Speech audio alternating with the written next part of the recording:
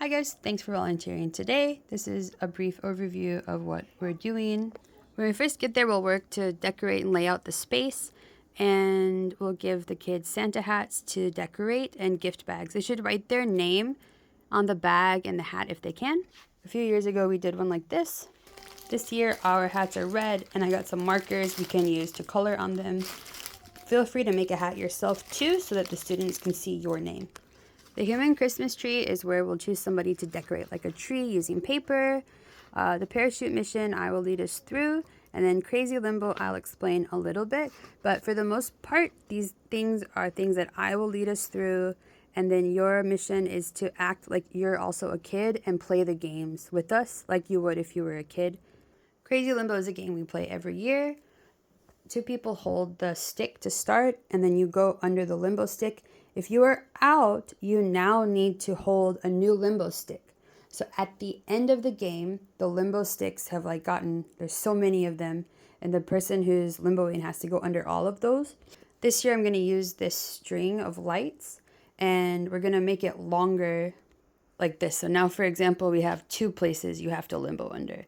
And we'll just keep making the strings longer until we run out of strings, so that they have to limbo under an even longer space. It'll make sense once we're playing the game. Then we'll do our snack, making a reindeer or a snowman. Mine are not super cute. I didn't want to open all of the supplies that we have, but you can make like a reindeer or snowman. If we have a lot of kids, we should just make one per person. If we have just a few kids, they can make whatever they want. And I have all different types of jellies and things that they can use. I just didn't want to open everything, so they can get as creative as they want to. Then the important thing, I think, is the free play and mini games. So I will ask every volunteer to lead one game. So each game that I show you, somebody will be the leader of. I'll ask you to lead it once we're there and I see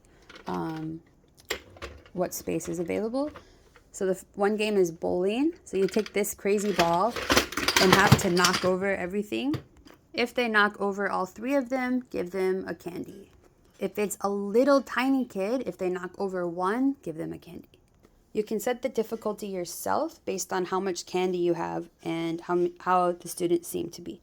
Another game is ring toss. You have to throw this scarf onto the tree. I would say for advanced kids, they have to get it on top from a farther distance. If it's really little kids, let them get close and just put it anywhere. Give them a candy if they can do that. This is snowman bounce. You have to bounce the ball into the snowman. I would say this is the hardest game, if you have to bounce it in like this. For older or more advanced students, I would make them stand farther away. For the littlest kids, just throwing it in could be okay. If they can do it, give them a candy. For cornhole, throw the gift into the box. This would be easy for little kids. If we have more advanced kids, just close some of the lids on the box to make it even harder to get the gift inside. And again, if they can do it, give them a candy. This one is like a sling game where you shoot and try to launch the reindeer onto the house. For little kids, they could throw it. But for older kids, make them stand far away and shoot it at the house. They should land it on top to get a prize. And maybe we'll do this game where you hold this bag or hang it on a chair, and they have to throw the wrapping tube inside of the bag.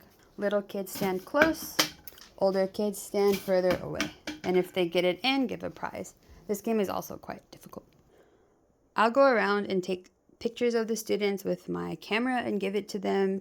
And then also I'll have some things on the table that they can make if they want to. They can also be eating their snack more. So I'm considering this to be like free play time. So you should stand with your game and just be there for when the students want to play with you. And the students can play as many times as they want to within 25 minutes. If you have a student who keeps coming back and is winning it too easily and taking all of your candy, make the game harder for them. And then keep going until you run out of candy for that game. If you run out of candy, we'll close that game down. And then we'll do our grand finale, which is pass the parcel. So we'll split into 3 teams for this game. So as adults, we'll need to lead this game, but also play the game yourself too. If it's my turn, I'll be unwrapping this ball. The person on my left will be rolling a dice, and they keep rolling as fast as possible until they get a 6. We'll have normal dice. I just need to buy them when we go to Daiso later. So once they get a 6, now it's their turn. So the dice has to go to the next person, and now it's their turn to start unwrapping the present. And they should unwrap as quickly as possible. So if you unwrap it, then you get to keep it, and you keep unwrapping until the person next to you rolls a 6.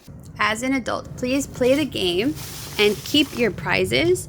And then if there's any students who didn't get anything, you can give them what you won or parts of what you won. If we have any babies, then I'll have somebody work with the baby, and we have special baby ones that they get all to themselves. But I don't know if the babies will come or not. After your team has finished playing the game, help them leave. So we made little presents with every kid's name on it, and they should try to find their name and take their present and then go. It's really important to encourage your kids to leave. Otherwise, they try to sit down and play the game with the other teams. So help them get their stuff and then help them get out of the building. And then we'll clean up, and that's about it. Thanks again, everybody.